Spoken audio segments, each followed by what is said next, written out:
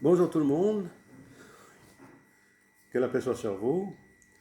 Alors la vidéo va être un peu longue là malheureusement parce que le sujet il est très délicat et il est assez sensible parce qu'en fait il s'agit des djinns dont il est question dans le sujet que je vais aborder.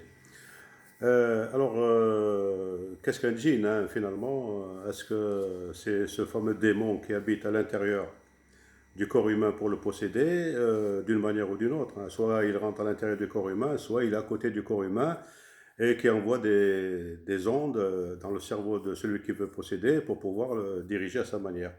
Bon, je ne vais pas rentrer dans les détails parce que moi-même j'étais dans cette façon de penser. Je pensais qu'un djinn c'était un être qui était capable de posséder un être humain d'une manière ou d'une autre, quelle que soit la manière, donc qu'est-ce qu'il habite à l'intérieur. Non. N'empêche qu'on a toujours dit que c'est un démon, hein. Souvent on dit que c'est un démon, alors qu'on sait que, euh, d'après ce que les gens disent, hein, parce que là je ne suis pas encore rentré dans les versets du Coran, qu'il y a des djinns qui sont musulmans, il y a des djinns qui sont chrétiens, d'autres juifs, d'autres ceci, etc., athées, etc. Bon, alors si c'est euh, ces djinns, ils ont exactement les mêmes religions que les êtres humains, donc c'est aussi des êtres humains. Enfin, on peut dire ça, hein. Et ensuite, s'ils sont musulmans, s'il y a des djinns qui sont musulmans, donc ils doivent se comporter également comme les êtres humains, puisque leur nourriture est la même. Voilà, pourquoi leur nourriture est la même? Parce qu'il y a un verset, bon, je ne l'ai pas ici tout de suite, mais vous allez le comprendre, c'est euh, إنما حرم عليكم الميتة والدم ولحم الخنزير وما أهل به لغير الله. Alors si ça c'est valable pour les êtres humains, c'est donc aussi valable pour les djinns. Et là, ce verset-là, il parle de nourriture. Donc ce qui est interdit pour l'être humain, il est aussi pour le djinn. Donc le djinn mange la même chose que l'être humain, voilà, hein, d'après ce verset. Il n'y a pas que ce verset, c'est-à-dire tout ce qui concerne, tout ce qui est dans le Coran, il est donc, voilà, puisqu'il est valable pour l'être humain, il est donc aussi valable pour le djinn. Donc, la taqrabu salat wa antum sukara, c'est aussi valable pour le djinn. Il n'y a pas un Coran pour les djinns et un Coran pour les êtres humains. Donc on voit que le comportement et le vêtement, puisqu'il parle aussi de vêtements dans le Coran, enfin c'est pas exactement comme les gens disent concernant le vêtement, ça peut-être un jour je ferai une vidéo là-dessus, mais n'empêche que ce qui est valable pour l'être humain, il est donc valable pour le djinn. Donc on voit que le djinn et l'être humain vont ensemble. Leur comportement est le même, et leur adoration est la même, et ils adorent le même Dieu, etc. Bon, pour toutes les religions, hein, que le djinn soit juif, chrétien, athée, musulman, hindouiste, etc. Déjà, ça nous permet de savoir que le djinn, c'est pas ce qu'on pensait, hein, que c'est un démon, etc., et qui entre. Donc là, on a une petite idée là-dessus. Alors, mon vrai, c'est moi, enfin, j'ai toujours pensé, moi aussi, que c'était un démon et qu'il possédait les gens et qu'il fallait un raqi pour ça, etc. Ensuite, il y a à peine de ça, peut-être un mois et demi, je suis tombé sur un verset. Je suis tombé sur un verset qui m'a éclairé sur qu'est-ce qu'un djinn. Mais déjà, à partir de ce verset, j'ai pu sortir que le djinn correspond à l'être humain dans son comportement. J'ai oublié le verset, mais je peux en citer un autre, hein. Bon, c'est que, mais avant de citer cet autre verset, je vais donner une certaine logique, hein, enfin une certaine logique, hein. Alors, bon, je vais donner cette logique à partir d'un verset. Voilà. C'est le verset 51, je crois. Ouais. 51, 49. Voilà, j'ai devant moi là. Je lis, c'est le 51, 49. Alors, qu'est-ce qu'il dit? Il dit que Dieu, tout ce que Dieu a créé, il l'a créé en paire, pas en double, en paire. C'est-à-dire qu'il y a le masculin et le féminin. C'est une paire entière. C'est-à-dire il y a la femme et il y a l'homme. C'est l'humain. Les deux forment l'humain. La femme toute seule ne peut pas être. C'est une partie de l'être humain. L'homme tout seul, c'est une partie de l'être humain. Les deux forment l'être humain. C'est une paire. On va citer une autre paire. Par exemple, la journée. La journée, elle est composée d'une paire qui est la nuit. La nuit, c'est une partie de la journée. Et le jour, c'est une partie de la journée. Les deux forment la journée, etc. On peut voir beaucoup de choses comme ça. Je profite de l'occasion pour dire que même dans l'adoration, hein, il y a la paire. Par exemple, on voit salat ou zakat vont ensemble. Salat sans la zakat, ce n'est pas une bonne adoration. Zakat sans la salat, ce n'est pas une bonne adoration. Les deux vont pair. Bon, on ne va pas rentrer dans les détails de salat ni dans la zakat, ce n'est pas le sujet. Alors, on voit là que lorsque Allah Ta'ala veut parler d'un tout, il donne les deux paires. Il donne la paire. Il donne l'un et l'autre pour pouvoir former le tout. Alors, c'est là où c'est que je veux rentrer dans le cadre de ce sujet-là, c'est-à-dire le djinn. On voit dans le verset, bon, c'est un autre verset qui m'a ouvert l'esprit, mais celui-là, il correspond également, et je veux dire, c'est le verset, c'est la sourate 114, et je vais vous lire le verset qui va peut-être vous ouvrir aussi la façon de voir les djinns, qu'est-ce que c'est. Bismillah. أعوذ بالله من الشيطان الرجيم بسم الله الرحمن الرحيم قل أعوذ برب الناس ملك الناس إله الناس من شر الوسواس الخناس الذي يوسوس في صدور الناس من الجنات والناس. Alors là on voit c'est la paire. Alors c'est les deux qui يوسوسوا الناس. C'est الناس والوسواس والجن. الناس والجن يوسوس الناس. Donc on voit là la paire là. Cette paire c'est une paire d'êtres humains. L'être humain il est composé de nas et le djinn. Alors c'est difficile à comprendre là, mais qu'est-ce que ça veut dire tout ça? Alors, qu'est-ce qu'un djinn? Il faut expliquer ce que c'est qu'un nas. Alors nas c'est un ensemble, hein, c'est un ensemble de personnes. Et on verra pourquoi. Et on verra comment. C'est pas un ensemble de personnes. C'est un ensemble de personnes.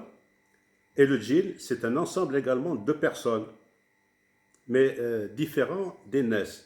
Alors, le Jannah, pardon, Jannah. Alors, le singulier de Nas, c'est l'Ins.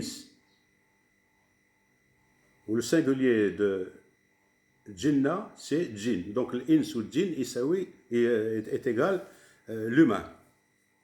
C'est une paire. Le Jinn est la paire de Nas. Ins, parce que Nas, c'est l'ensemble. Ou Jinnah, c'est l'ensemble. Par contre, Ins ou Jinn, c'est l'un. Un égale l'humain. Pour savoir ce que veut dire djinn, il faut qu'on sache ce que veut dire nas. Qu'est-ce que nas? Alors, nas, et je vais sortir un verset pour pouvoir savoir ce que veut dire nas, mais avant de sortir le verset, il faut qu'on explique un peu de grammaire. Un peu de grammaire. Et de conjugaison, si on veut. Grammaire, conjugaison, enfin, des règles grammaticales. Pardon. Alors, nas, c'est un nom. D'ailleurs, tous les noms peuvent devenir, on peut en faire des verbes. Exemple, si je dis l'éclairage c'est un nom. Et si je peux le transformer en verbe. Par exemple, éclairer, à l'infinitif, ER. Éclairage, c'est un nom, éclairer, c'est un verbe. Et je peux le conjuguer. J'ai éclairé. C'est participé, c'est un participe. Là, c'est un participe. Ou bien j'éclaire. Un éclairage, j'éclaire. Donc on voit que le nom, on peut le transformer en verbe. Et c'est valable aussi dans la langue arabe. Dans la langue arabe, donc on a nas qui est un nom, on peut le transformer en verbe. Et là, je vais vous citer un verset où ce nom-là, nes, ce nom est transformé en verbe, conjugué, un verbe conjugué. Alors, je vais prendre le verset, c'est la sourate 20, verset 10, hein, la sourate Taha, le verset 10. Alors, je vais vous lire juste ce qui nous intéresse, c'est Moïse, hein, qui dit à son épouse, il lui dit « Anestu naran ». Anestu, c'est le verbe nes qui est conjugué. Anestu naran. J'ai vu un feu, j'ai vu une lumière ou un feu, peu importe, naran, il a différentes façons de le comprendre. Alors là, on voit dans ce verset-là, anestu, que veut dire anestu? Anestu veut dire voir, je vois un voir. Donc nes, ce sont des gens visibles. sur les personnes que l'on voit. C'est-à-dire c'est des gens qui sont présents. D'ailleurs, on a même des noms, hein, où c'est que des messieurs, des jeunes hommes, des enfants qui s'appellent Anis. Anis, ça signifie l'existant, le visible, ce que l'on voit. Il y a Anis. Et la dame ou la jeune fille, elle s'appelle Anissa. Par la suite, on a transformé Anissa en mademoiselle. On l'a expliqué, on l'a dit mademoiselle. Bon, je ne sais pas comment, historiquement, le mot mademoiselle est sorti à partir de Anissa, mais en fait, Anissa, c'est la femme présente, existante, visible, et Anis, c'est l'homme présent, existant, visible. Anis, Anissa. Normalement, c'est ça. Puisque Nes, Anestu, c'est le visible, c'est les gens visibles. Alors là, maintenant, on comprend mieux que le djinn, c'est aussi des gens, mais invisibles. Alors, je vais prendre des petits exemples comme ça, j'espère que vous allez comprendre, c'est tout, parce que ça va être difficile, j'arriverai un peu, parce que je ne suis pas vraiment préparé à donner cette information, donc je la donne un peu comme ça au hasard, et j'espère que j'arriverai à vous faire comprendre ce que je veux faire, ce que je veux transmettre. Alors, le G, par exemple, si un S, un INS, pour dire, il vient vous voir et il vous dit, voilà, votre enfant, il a eu un accident grave, je crois qu'il est décédé. Donc là, il va vous perturber, il va vous perturber, vous allez être affolé, vous allez me dire, mon enfant, il a eu un accident, qu'est-ce qui s'est passé? Que ce soit vrai ou que ce soit un mensonge. Il vous a perturbé, il vous a wous. Et c'est un être visible qui est venu vous voir. Et il vous a dit, voilà, votre enfant, il est un accident très grave, etc. etc. Ben, maintenant, un djinn peut vous dire aussi la même chose. Votre enfant, il a eu un grave accident, etc. Mais on ne le voit pas. Comment il va vous expliquer ça? C'est un être humain, un djinn est aussi un être humain, et qui va vous dire la même chose que celui qui est visible, mais lui en tant qu'invisible. Comment il va vous transmettre? Eh bien, vous recevez une communication téléphonique. Vous recevez une communication téléphonique de quelqu'un que vous connaissez ou vous ne connaissez pas, et vous dit alors votre enfant il a eu un accident très grave, etc. Vous ne le voyez pas. Il est invisible. C'est un être humain que vous avez entendu, mais que vous ne voyez pas. C'est un djinn qui vous a appelé. C'est une personne invisible. Euh, ces djinns-là, ce sont des personnes réelles, mais qui ne sont pas visibles. Soit que vous avez... Ils peuvent vous voir sans vous. C'est-à-dire, si à travers une caméra, ils peuvent vous voir, discuter avec vous, vous ne le voyez pas, cette personne-là est appelée djinn. Djinn parce qu'il est invisible. Et d'ailleurs, même dans le Coran, ça va être difficile à expliquer là, hein. Même dans le Coran, il est dit que, je ne me souviens plus quel verset, j'ai lu tellement de choses sur les djinns que j'ai pas eu l'intelligence de noter tout ça, malheureusement. Là, je suis en train de parler comme ça, en prenant bien sûr exemple sur tout ce que j'ai lu sur les djinns, que le djinn ne peut pas être visible. Bon, on entend des bêtises, hein, comme disant un djinn s'est transformé en chien, un djinn, etc. Bon, en fait, personnellement, j'ai soigné quelqu'un qui, soi-disant, était obsédé par un djinn, par une méthode psychologique. Je ne suis pas psychanalyste, hein, mais j'ai compris. Enfin, bon, c'est hors sujet. Alors, voilà, le djinn, c'est un être humain qu'on ne voit pas et qui vous transmet le message soit par texto, soit à travers une caméra, soit à travers un truc. Et tout ça. Et l'être humain, l'humanité est composée de personnes visibles et de personnes existantes également, mais invisibles.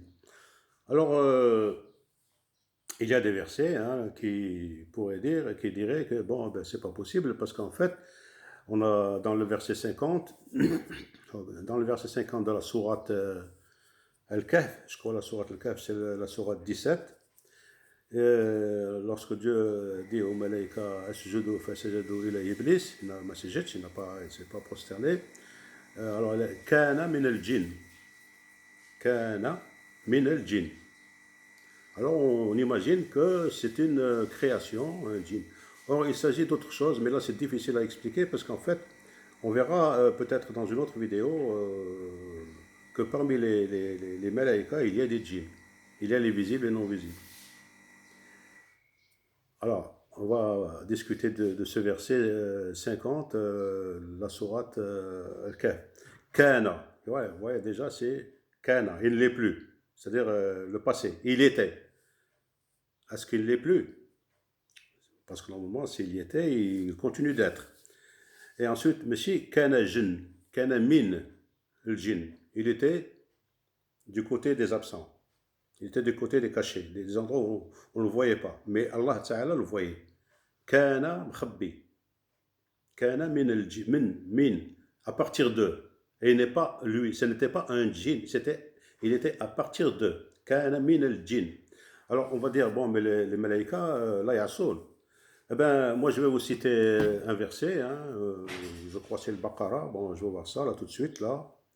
Al-Baqarah, le verset, je crois, 30. Bon, ben, je connais à peu près par cœur. Hein, Inni ja'ilun. Bon, attends, là, on va voir ça. Je vais quand même lire.